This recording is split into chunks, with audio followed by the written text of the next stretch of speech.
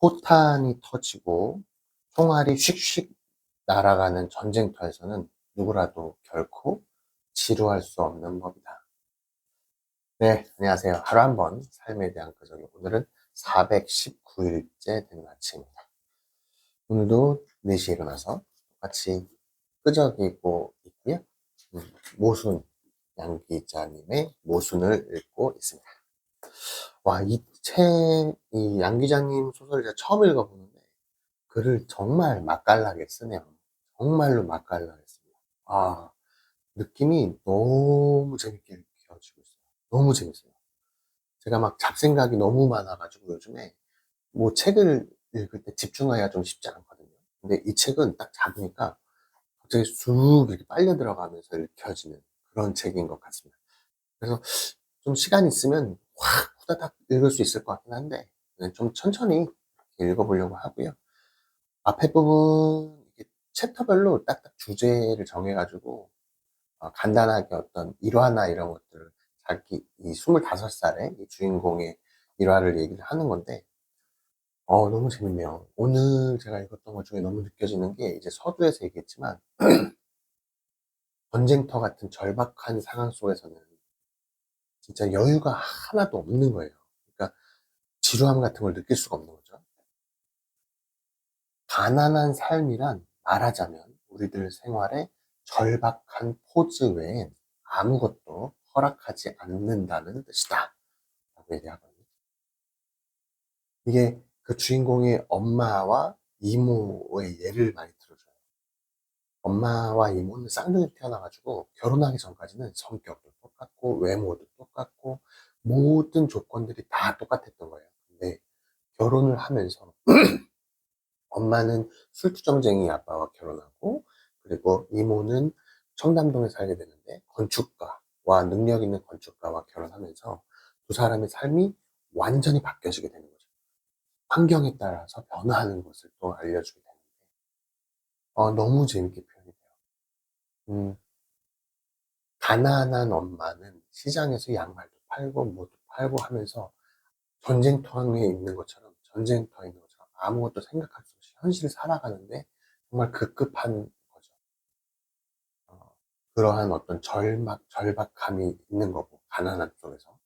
근데 또 부유한 이모는 사실은 지루함을 느껴요. 모든 것이 정답이 있는 것처럼 행동하는 그런 건축가인 남편과 같이 살면서 지루함을 느끼게 되죠.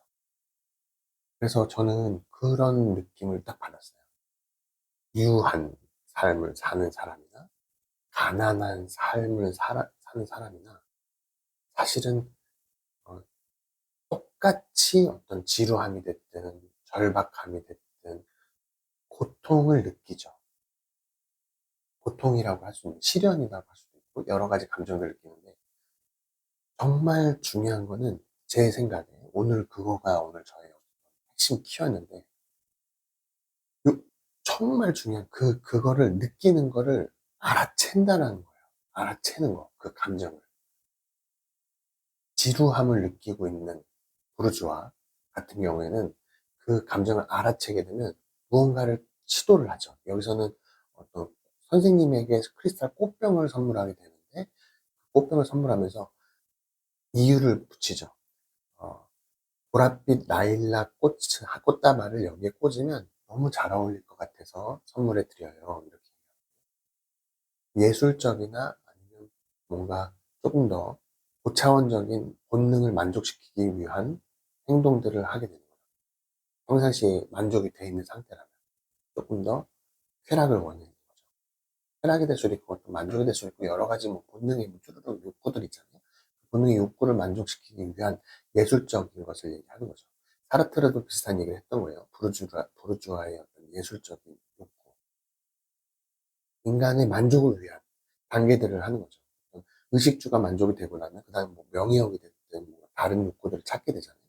그런 것처럼 부르주아들은 자기만의 어떤 예술적인 관심으로서 욕구들을 충족시키게 되죠. 그러면서도 지루함을 느끼는 거예요. 그리고 가난한 사람들은 지금 얘기한 것처럼 현실의 순간적인 절박한 포즈밖에 없는 거예요. 그 절박한 순간들이 계속 살아가는 거죠. 시간이 없는 거예요. 근데 시간이 없어서 지루함을 느낄 겨를도 없지만 절박함과 고통과 열등감을 느끼게 되는 거죠. 근데 그런 거를 만약에 알아채면, 그러니까 부유한 삶이든 가난한 삶이든 똑같이 괴롭습니다. 삶이라는 것은. 왜냐하면 항상 삶은 그 현재의 기준에 의해서 비교돼서 업다운 할 때 행복감을 느끼고 고통감을 느끼기 때문에, 이게 그냥 스테이 한 상태로 있으면 그냥 뭔가 지루하거나 고통감을 느끼는 거예요. 그러니까 그 현재 기준에서 만족, 불만, 요게 계속 왔다 갔다 하는 거거든요. 그러면 부자라고 해서 행복한 것도 아니고 가난하다고 해서 불행한 것도 아니라고 저는 생각이 들어요. 그거를 정말 제가 요즘에 뼈저리게 경험을 하고 있는데, 요즘에 제가 막 진짜 고통을 막 겪고 있었거든요. 요즘은 좀 마음이 갑자기 며칠 내에 마음이 좀 편해져 가지고 지금은 괜찮은데, 막 스트레스를 받고 막 엄청 힘들었던 기간이 있었거든요. 상황은 지금도 마찬가지고 뭐 잘 해결되고 있긴 하지만, 아무튼 막 고통과 고난을 겪으면서 이거를 이겨내기 위해서 뭔가 막 뭐랄까 공부를 하고 정보를 서칭하고 사람들을 만나고 물어보고 막 모르는 걸 알으려고 노력하면서 저 자신의 그릇이 점점 더 커지고 제가 성장을 하면서 조금 이렇게 변화되는 게 느껴지거든요. 고통과 시련이 왔을 때. 고통과 시련은 성공의 다른 말이잖아요. 그게 진짜로 느껴져요. 그래서 어떤 느낌이냐면 제가 살아있다라는 느낌을 받고 있습니다. 최근에. 이게 바로 살아있다는 거구나. 이게 살아있는 거구나. 내가 살아있는 거구나. 내가 진짜 막 세포가 막 깨어나듯이 막 긴장하고 스트레스 때문에. 그러니까 약간 그 스턴트맨이나 막그 위기를 막 즐기는 사람들 있잖아요. 그런 감정이 어떤 건지를 조금 이해할 수 있는 것 같아요. 저를 극한의 상황에 딱 몰면 그거를 극복하기 위한 막 뭔가 도파민, 아드레날린 뭐 이런 호르몬들이 막 폭발해서인지 진짜로 뭔가 살아있다라는 느낌이 막 오게 되거든요. 아, 그렇구나. 뭔가 만족하고 변화 없고 가만히 있는 상태에서 느껴지는 감정은 어떤 지루한 감정이고 약간 매너리즘에 빠졌었던 경험이 있었는데, 오히려 지옥 속에다가 고통 속에다가 딱 쳐놓으니까 거꾸로 내가 살아있다라는 감정을 느끼게 되는구나. 이 감정이 어디서부터 비롯된 거지? 라고 생각을 하게 되더라고요. 그래서 오늘 이 책을 읽으면서도 뭔가 부유한 사람이 됐든 가난한 사람이 됐든 삶의 분산, 그 비교를 하면서 이 양 기자님이 아주 맛깔스럽게 글을 써주고 있는데, 저는 그 관계에서 좀 느껴지는 점이, 그래서 어떻게 하면 행복하게 살 것인가. 여기 본문에서도 나의 인생에 있어 나는 당연히 행복해야 할 존재였다 라고 얘기를 하거든요. 여러 가지 너무 맛깔나는 문장들이 많아요. 아무튼 제가 오늘 얘기하고 싶은 건 정말로 중요한 것은 내가 현재에 느껴지는 감정 변화를 또렷하게 인식하는 것이 정말 중요하다.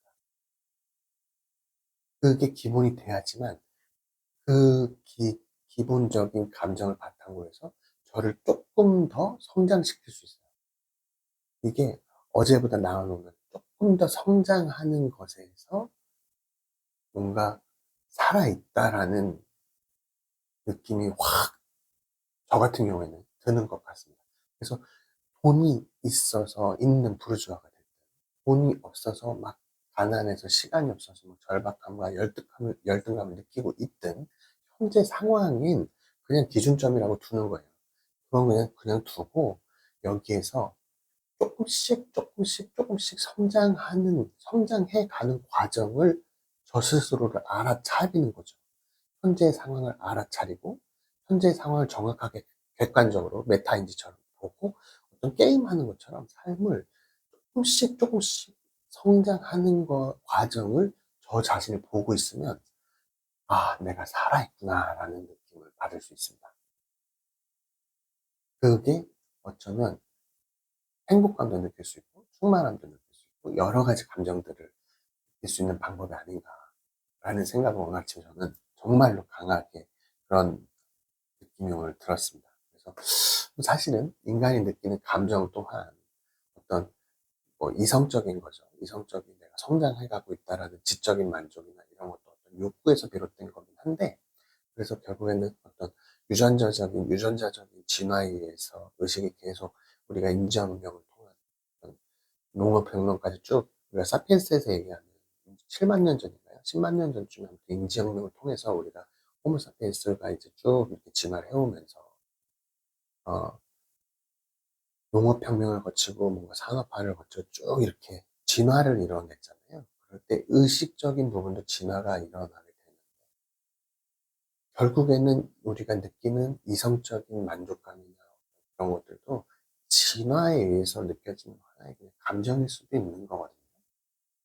그러니까 사실은 중요하지 않다라고 바라보고 그냥 본질로 바라볼 수도 있어요.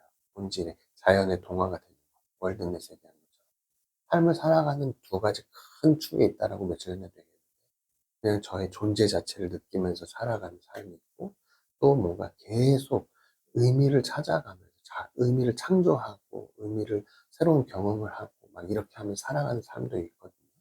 두 가지가 같이 병행해야 된다고 생각을 하는데, 그래서 첫 번째 그냥 존재를 느끼는 건 그건 우선은 뒤로 잠깐 치워놓고, 정말로 삶의 의미나 새로운 경험이나 존재의 가치나 어떤 창조하는 것이나 이런 것들을 찾기 위한 하나의 방법으로는, 만족감과 행복감을 느끼는 방법으로는 정말 하루하루가 어제보다 나아오는 성장하는 것, 지적인 성장이 됐든 아니면 새로운 경험이 됐든 경험을 통해서 저의 딸됨이나 이런 걸 성장시키는 거죠. 그릇을 키우는 과정. 이 과정 자체가 살아있다는 느끼는 것을 감정을 주는구나. 살아있다라는 느낌.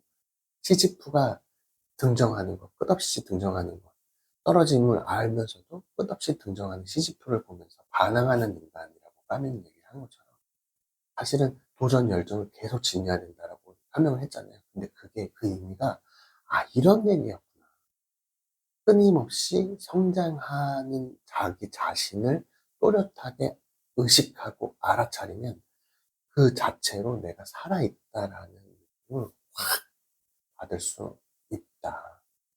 그렇기 때문에 우리는 끊임없이 성장해 나가야만 한다라는 것을 오늘 아침에 확 생각이 들었습니다. 네, 이 책 너무 재밌게 잘 읽혀요. 너무 재밌습니다. 그래도 뭐 많이 읽지는 못했는데 시간이 나는 대로 또 오늘 또 읽어보고 내일 또 같은 시간에 어떤 느낌을 느꼈는지 또 말씀드리도록 할게요. 오늘 하루도 정말로 가치 있는 하루, 행복한 하루 되시길 진심으로 바라면서 즐겁게 하루를 시작해 보겠습니다. 좋은 하루 되시고 내일 또 같은 시간에 뵙도록 하겠습니다. 감사합니다.